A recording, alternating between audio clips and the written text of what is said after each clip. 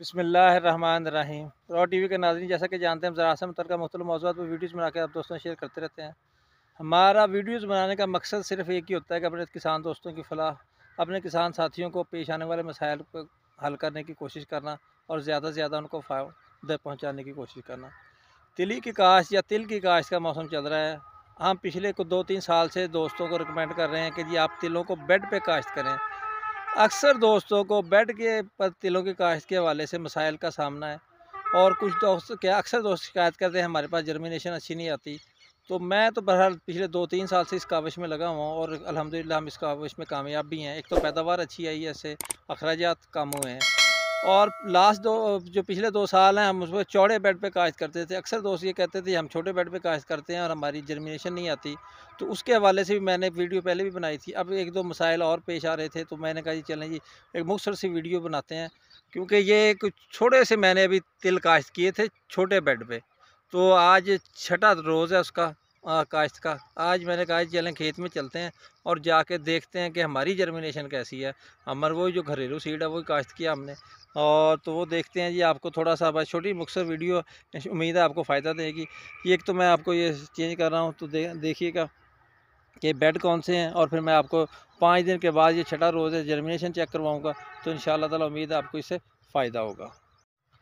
तो दोस्तों ये छोटे बेड हैं ये जिनको मैं छोटे बेड कहते हैं ना, छोटे खेल हैं जी, उन पे हमने ये थोड़े से तिल काश्त किए थे। यहाँ पे मैं 2 चीज़ें वज़ाहत के साथ बताना ज़रूरी समझता हूँ कि एक तो ये मेरा सरसों का खेत है जी, राया का जिसे कहते हैं आप, राया सरसों का खेत है।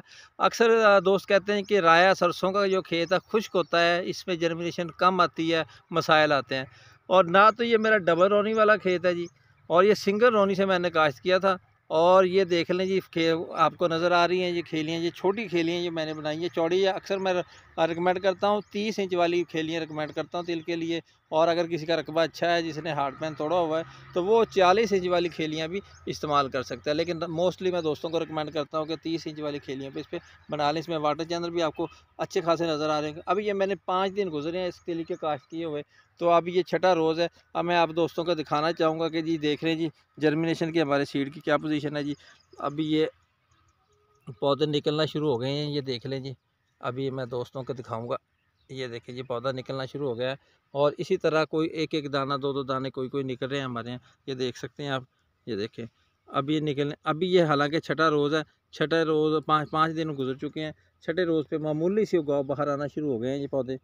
उम्मीद है दोस्तों को नज़र आ रहे होंगे। ये देखें ये पौधे नज़र आना शुरू हो गए हैं। इंशाल्लाह ताला ये मैं 2-3 दिन के बाद कोशिश करूँगा एक वीडियो और बना के अपने दोस्तों को दिखाऊं। ये देखें अभी ये बिल्कुल ये बराबर आ गया है खेत के ना, ये हमारे पौधे बिल्कुल ज़मीन के।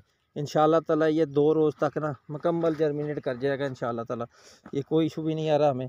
ये देखिएगा, ये देखिएगा।